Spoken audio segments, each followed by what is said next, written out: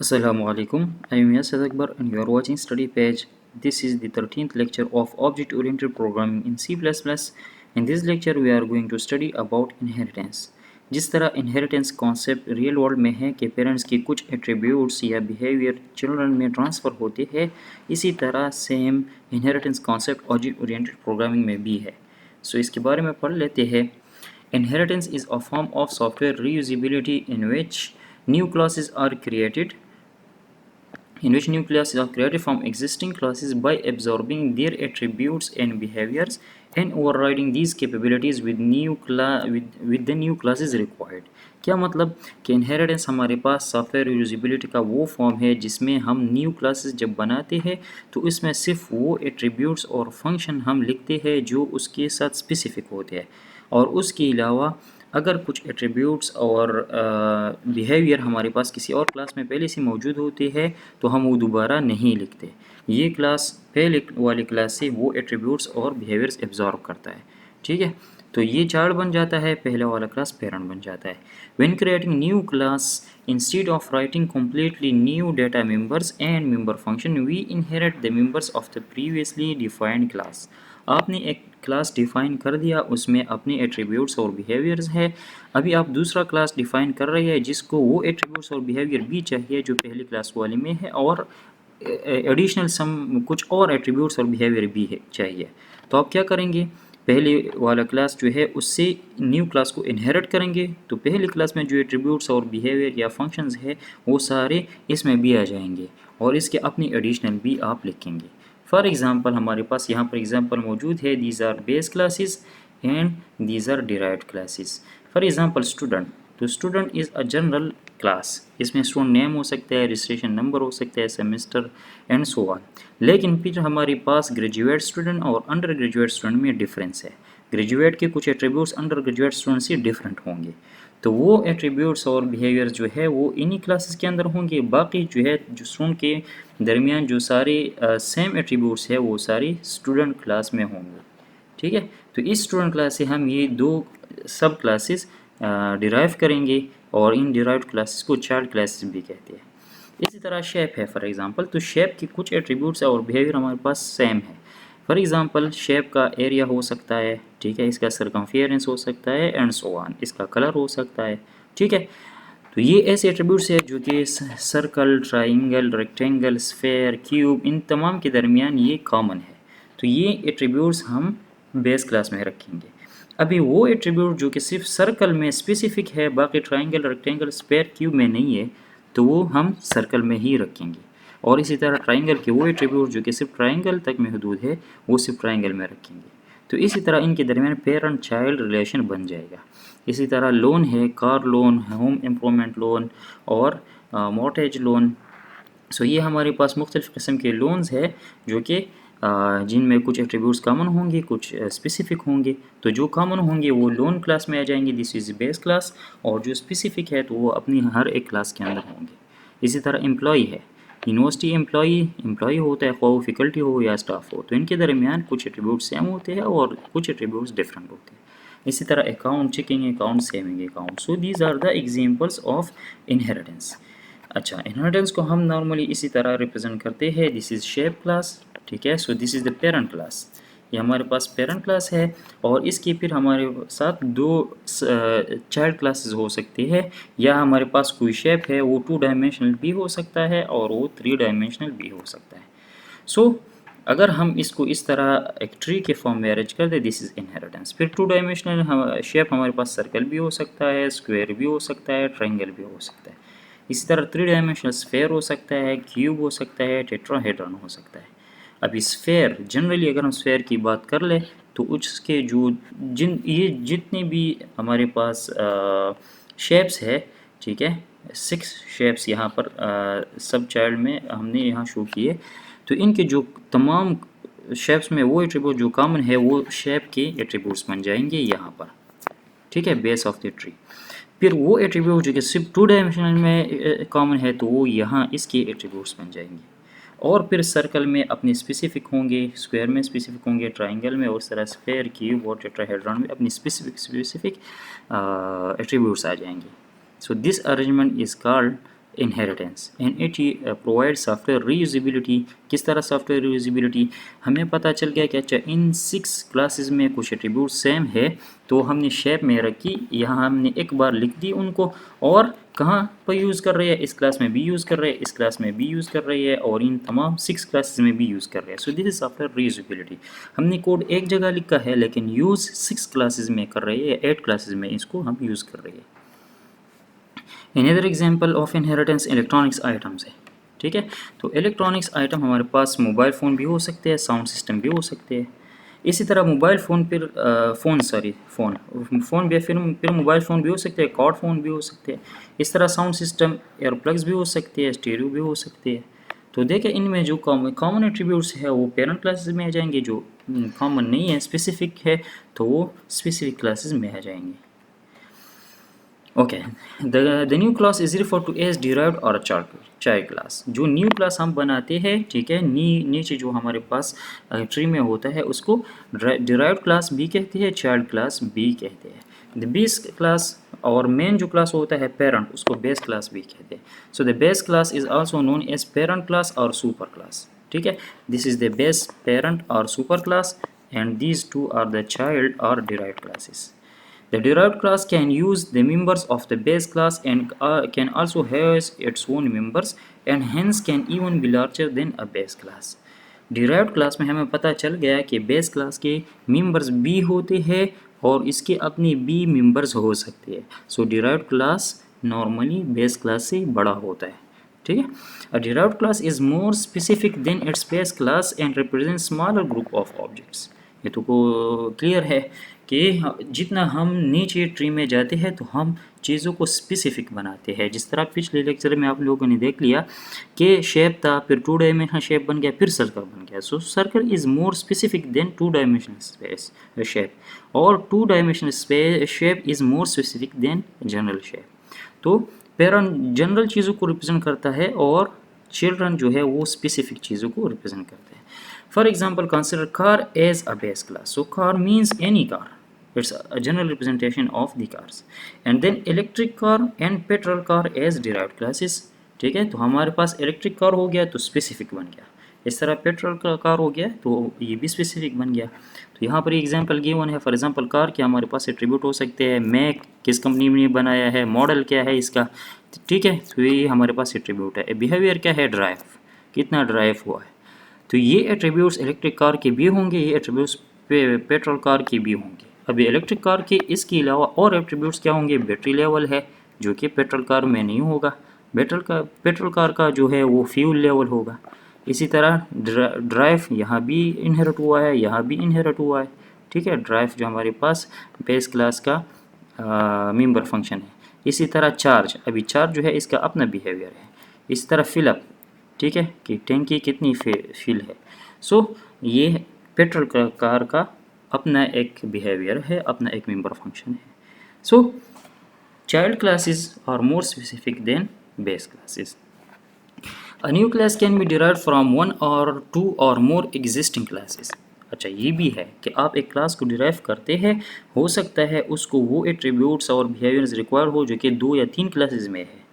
तो हम क्या करेंगे, उस एक क्लास को 2-3 से डिराइव करेंगे, जिस तरह हमारे पास यहाँ पर है C is derived from A and B, ठीक है।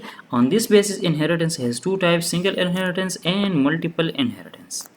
तो इसी बेस पर हमारे पास इनहेरिटेंस के 2 क्लासेस हैं। With single inheritance a class is derived from 1 base class, with multiple inheritance a class is derived from 2 और मोर बेस क्लासेस और derived from more than one base class. So this is single inheritance. इसमें हर एक class जो है वो एक class से derive हुआ है, और ये एग्जांपल जो है ये हमारे पास मल्टीपल इनहेरिटेंस है। इसमें एक क्लास 2 क्लासेस से डिराइव हुआ है।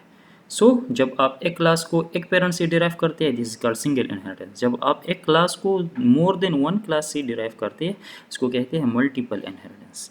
अ single inheritance is straightforward and easy to understand.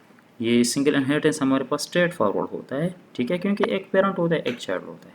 लेकिन multiple inheritance is complex and error prone. Multiple inheritance थोड़ा सा कॉम्प्लेक्स होता है और इसमें एरर के चांसेस भी ज़्यादा होते हैं, इसीलिए जावा में फिर हमारे पास मल्टीपल इनहेरिटेंस नहीं है। मल्टीपल इनहेरिटेंस सिर्फ C++ में सपोर्टेड है। A direct base class is inherited explicitly one level up the hierarchy। क्या मतलब, जो डायरेक्ट पेरेंट होता है उसको कहते हैं डायरेक्ट बेस क्लास, और जो पेरेंट का पेरेंट होता है उसको कहते हैं indirect base class. So an indirect base class is inherited 2 or more level up the hierarchy। यहाँ पर एग्जांपल गिवन है, for example vehicle. So vehicle is the direct base class of full vehicle and automobiles because these two are the direct children of the vehicle। अभी car, bus या cart, rickshaw हो गया, so these are the indirect children of the vehicle. So the vehicle is indirect parent class for car and bus, similarly for cart and rickshaw. An automobile is the direct base class for car and bus. Full vehicle is the direct base class for cart and rickshaw। So every object of the derived class is also object of the base class। This is important। अगर आप किसी derived class का object create करेंगे, so this object will be the object of the derived class as well as the object of the base class। For example, अगर मैं इस car का कोई object create कर दूँ, for example कार और C1, फॉर एग्जाम्पल इसका मैं एक ऑब्जेक्ट क्रिएट करता हूँ। So this C1 will be the object of this class, also the automobile class, also the vehicle class। ये एक ऑब्जेक्ट इन तीनों क्लासेस को रिप्रेजेंट करता है। Object of the base class are not objects of the derived class. अगर आपने किसी base class का ऑब्जेक्ट ले लिया, so it will not represent its child classes. For example अगर आपने व्हीकल का कोई ऑब्जेक्ट ले लिया, तो इसका ये मतलब नहीं है कि इससे आप फुल व्हीकल रिप्रेजेंट कर सकते हैं या ऑटोमोबाइल, ठीक है। सो एक चाइल्ड क्लास का ऑब्जेक्ट पेरेंट का भी ऑब्जेक्ट होता है, लेकिन एक पेरेंट का ऑब्जेक्ट चाइल्ड का ऑब्जेक्ट नहीं होता। नाउ किस तरह हम एक क्लास को डिराइव करेंगे इन प्रोग्रामिंग, ये तो जनरल कॉन्सेप्ट थे अभी तक। अभी स्टडी करते हैं कि किस तरह हम इसको इम्प्लीमेंट करेंगे। So to derive a class A from class B, the syntax will be as follow. Syntax किस तरह लिखेंगे, क्लास ए लिखते हैं जिस तरह हम नॉर्मली क्लास डिफाइन करते हैं, फिर कोलोन, ये ज़रूरी है, फिर स्पेसिफायर और पेरेंट, ठीक है। So A is the children of the B, इसका सिंटैक्स इस तरह होगा। और स्पेसिफायर क्या होते हैं, आप लोगों को पता है कि ये हमारे पास एक्सेसिबिलिटी को डिफाइन करते हैं, ठीक है। सो ये फिर पेरेंथेसिस में क्लास बॉडी आ जाएगी। The specifier can be public और प्राइवेट और प्रोटेक्टेड। स्पेसिफायर पब्लिक भी हो सकते हैं, प्राइवेट भी हो सकते हैं, प्रोटेक्टेड भी हो सकते हैं। And on the basis of the specifier inheritance has 3 types, public inheritance, private inheritance and protected inheritance. ये जो स्पेसिफायर यहाँ पर है, ये अगर आपने पब्लिक लिख दिया तो क्या होगा, प्राइवेट लिख दिया तो क्या होगा, प्रोटेक्टेड लिख दिया तो क्या होगा, तो इसको थोड़ा सा देख लेते हैं। Number first, public inheritance. Public inheritance is specified as class derived class name colon and public. यहाँ पर आप स्पेसिफायर पब्लिक लिखते हैं तो जो इनहेरिटेंस है वो पब्लिक इनहेरिटेंस बन जाएगा, ठीक है। सो यहाँ पर बेस क्लास आ जाएगा, यहाँ पर डिराइव्ड क्लास, तो ये डिराइव्ड क्लास पब्लिकली इनहेरिट होगा फ्रॉम बेस क्लास। सो अगर हमने इस तरह एक क्लास को पब्लिकली डिराइव किया फ्रॉम बेस क्लास, तो उस केस में हम बेस क्लास के कौन कौन से पार्ट को एक्सेस कर सकते हैं या इसका मतलब क्या है। So base class private members, अगर हमने एक क्लास को दूसरी क्लास से पब्लिकली डिराइव कर दिया तो उस केस में बेस क्लास के प्राइवेट मेंबर को आया हम एक्सेस कर सकते हैं या नहीं। So not accessible directly. Private part जो है वो बेस क्लास का कभी भी हम डायरेक्टली एक्सेस नहीं कर सकते, चाइल्ड क्लास से भी नहीं कर सकते और आउटसाइड ऑफ द क्लासेस भी नहीं कर सकते, बट स्टिल इनहेरिट होता है, लेकिन हम इसको एक्सेस नहीं कर सकते। And can manipulate through inherited member functions. जो public member functions base class के होते हैं उसके थ्रू हम private part of the base class को मैनिपुलेट कर सकते हैं। मीन्स अगर हमने उसमें डेटा मेंबर्स ली है प्राइवेट, तो उसको हम सिर्फ और सिर्फ एक्सेस कर सकते हैं using the public member of the base class. इसको एक्सेस करने का कोई और तरीका नहीं है, ठीक। Okay, base class public and protected members. अगर हमने एक क्लास को पब्लिकली डिराइव कर दिया फ्रॉम अनदर क्लास, ठीक है, तो उस केस में हम पब्लिक और प्रोटेक्टेड मेंबर को आया एक्सेस कर सकते हैं। Yes, inherited with original member access. क्या मतलब, पब्लिक के केस में बेस क्लास के पब्लिक और प्रोटेक्टेड दोनों मेंबर जो है वो अपने एक स्पेसिफायर के साथ इनहेरिट होते हैं। ठीक है, अगर एक फॉर एग्जांपल एक फंक्शन है वो बेस क्लास में प्रोटेक्टेड है तो डिराइव्ड क्लास में भी ये प्रोटेक्टेड होगा। अगर एक फंक्शन है वो बेस क्लास में पब्लिक है तो डिराइव्ड क्लास का भी ये एक पब्लिक मेंबर बन जाएगा। ठीक है, friend functions not inherited, friend functions जो है ये एक अलग कॉन्सेप्ट है, ये कभी भी इनहेरिट नहीं होता है। Protected inheritance, so this was public inheritance. अभी अगर यहाँ पब्लिक की जगह हम प्रोटेक्टेड लिखते हैं तो उस केस में इस पर क्या फ़र्क पड़ेगा, या क्या फ़र्क पड़ेगा।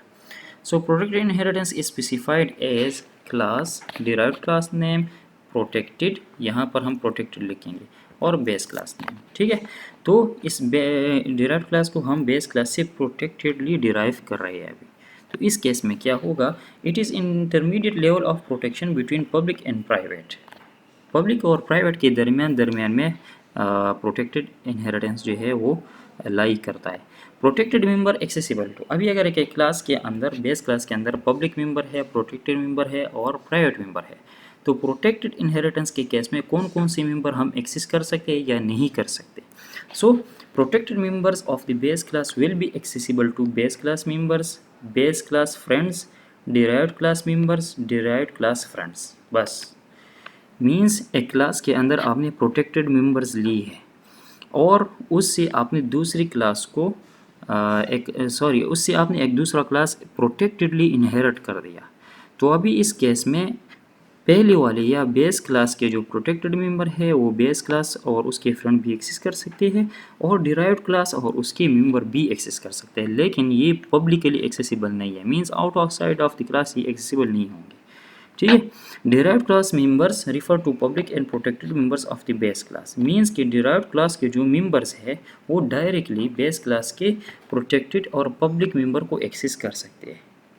ठीक है, सो और किस तरह एक्सेस कर सकते हैं, तो simply use the members name, simply use member names. बस जिस तरह हम बेस क्लास में प्रोटेक्टेड मेंबर को यूज़ करते हैं उसी तरह आप चाइल्ड क्लास में आसानी से यूज़ कर सकते हैं।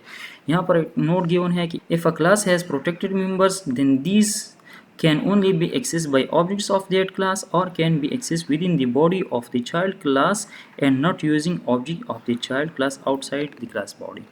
कहने का मतलब ये है कि आपने एक बेस क्लास ले लिया, उसके अंदर प्रोटेक्टेड मेंबर्स आपने ली, तो ये प्रोटेक्टेड मेंबर्स आप इसी क्लास के ऑब्जेक्ट से बाय एक्सेस कर सकते हैं, लेकिन अगर इससे आपने एक क्लास डिराइव कर दिया तो उस डिराइव्ड क्लास के ऑब्जेक्ट के थ्रू आप इन मेंबर को एक्सेस नहीं कर सकते।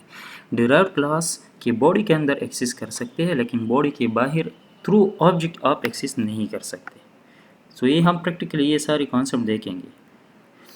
Private inheritance is specified as, यहाँ पर जब हम स्पेसिफायर प्राइवेट रखते हैं so it becomes private inheritance. तो इस केस में क्या होगा, इस केस में हमें तो पता है कि प्राइवेट मेंबर तो हम कभी भी एक्सेस नहीं कर सकते फ्रॉम चाइल्ड क्लास, लेकिन पब्लिक और प्रोटेक्टेड का क्या होगा, so public and protected member become private members of the derived class. अगर आप एक बेस क्लास को डिराइव करते हैं प्राइवेटली, ठीक है, तो चाइल्ड क्लास के अंदर उसके पब्लिक और प्रोटेक्टेड मेंबर प्राइवेट बन जाएंगे।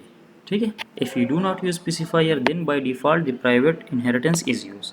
अगर हम यहाँ पर कोई स्पेसिफायर यूज ना करें तो बाय डिफ़ॉल्ट जो है एक क्लास दूसरे से प्राइवेटली इनहेरिट होगा।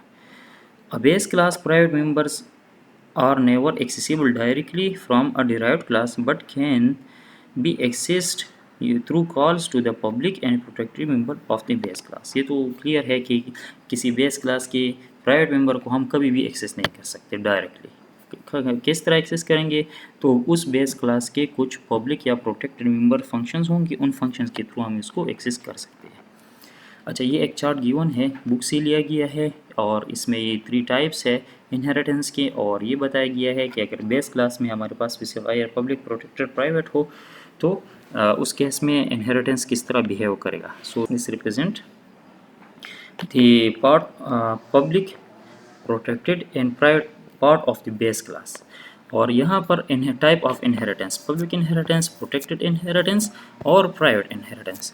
तो यहाँ देखिए, अगर आप पब्लिक इनहेरिटेंस यूज़ कर रहे हैं तो उस केस में बेस क्लास के पब्लिक पार्ट को आप या एक्सेस कर सकते हैं या नहीं, तो वो यहाँ पर गिवन है कि पब्लिक इन डिराइव्ड क्लास, अगर इनहेरिटेंस भी पब्लिक है और बेस क्लास का जो पार्ट है वो भी पब्लिक है तो ये डिराइव्ड क्लास में पब्लिक बन जाता है and can be accessible directly by members functions, front function and non member function.